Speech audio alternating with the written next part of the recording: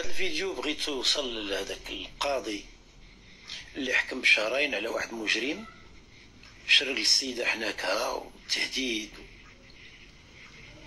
فغادي نحلل لكم الشخصية ديال هذا القاضي هذا، لأن الناس كتساءل علاش حكم هذا الحكم هذا، واش ما عارفش، واش ما فاهمش، واش ما كيرحمش.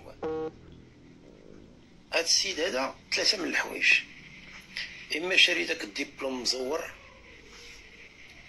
وما فيه، ما يجبدش شي مشاكل عليه وشي حد عارفو واقيلا وهددو، يا إما شاد الرشوة وبالتالي فما عندوش مشكل يظلم ولا ما يظلمش، المهم قبض، وإما خايف من داك المجرم. هذاك المجرم يمكن هددو ولا صيفطلو اللي يهددو وخاف منه، خاف على ولادو، قال اللهم نظلم هذيك السيدة احسن ما يجي. صافي هادشي اللي كاين. فإما خاف على راسو لا يتفتح عنده داك الدبلوم مزور، واما خاف على راسو وعلى عائلته لا يجي الاخر ينتقم منه، واما شاد الرشوه. يعني ما عندهاش شي سبب، او لا راها في عائلته واقيلا ريحه شحمه في الشقور، جا شي خالته ولا شي حاجه كتجيه ولا شي حاجه، حتى هذه ممكن تكون. انما غادي نقول لهذا السيد هذا راه الفلطه ماشي ديالك، لان بكري كانوا حتى في الاسلام كانوا كيختاروا، وقبل الاسلام كذلك كانوا كيختاروا انسان كبير اللي ما كيبقاش خايف من الدنيا وما خايفش وقريب يمشي عند الله. كياخذوا الانسان الاكبر سنا والاكثر علما والاكثر يعني ايمانا بالله. اليوم كيتخرجوا قضاة سلاقط باقي صغير عنده 26 كيخرج قاضي يمشي يضرب القرعه والشراب ويفسد ويجي يحكم ويجي يعني يقضي بالقضاء واحكام يعني غير معقوله.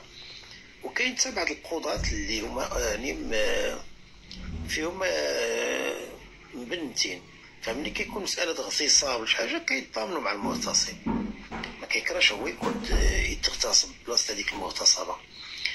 فكاين بزاف د الحوايج اللي عندها علاقه بالسن. يعني كون كانوا الناس بحال دابا في مصر مثلا، انا كنت عايش في مصر وفي الانجليز كذلك وفي فرنسا، القضاة ناس كبار في الميريكان، الا المغرب اللي داير براش